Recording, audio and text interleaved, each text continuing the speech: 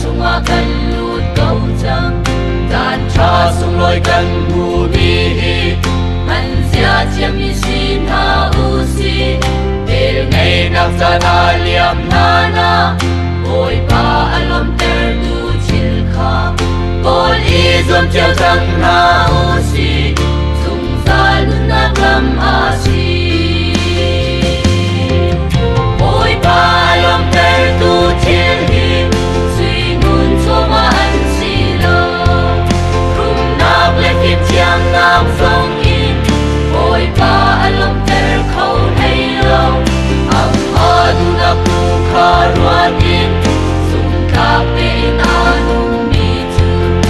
oi pa an chung a ai lo mi na ngam lom na min an ka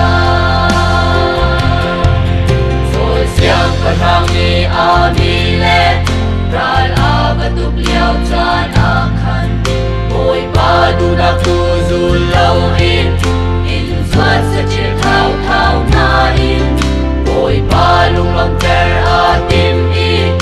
oi pa a chung ai lom nei lo a pen na tu a chu chan i oi pa ni chun a ngot e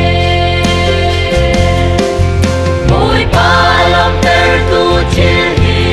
suy nun cho wa an si lo rum nak le phim chiang nam song in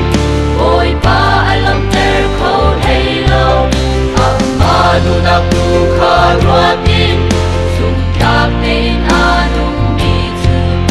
oi pa an chung a ai lo mi na ngam lom na min an kha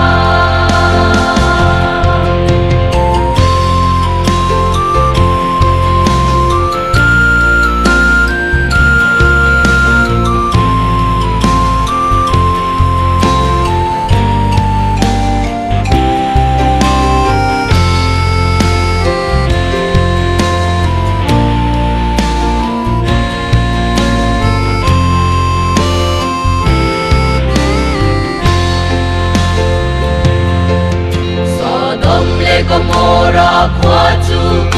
oi pa lung an ton lau ruang a in le lau tha tam pi man se pan lei kat